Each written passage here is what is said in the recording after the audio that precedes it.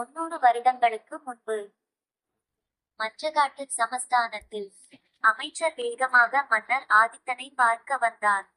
மன்னர் பதட்டத்தோடு இருந்தார். அமைச்சர்: வணக்கம் அரசரே.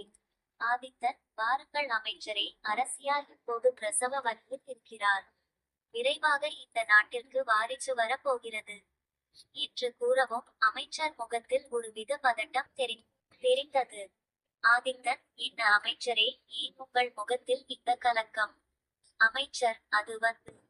ஆதித்தன்: சொல்லுங்கள் அமைச்சரே, எதுவாக இருந்தாலும். அமைச்சர்: மன்னா, வால் நட்சத்திரம் தெரிகிறது. ஆதித்தன்: அதற்கு என்ன அமைச்சரே? அமைச்சர்: இப்போது தெரியும், வால் நட்சத்திரம் நமக்கு கெடுதல் உருவாக்கும் என்று நம் ராஜகுரு சொல்லுகிறார்.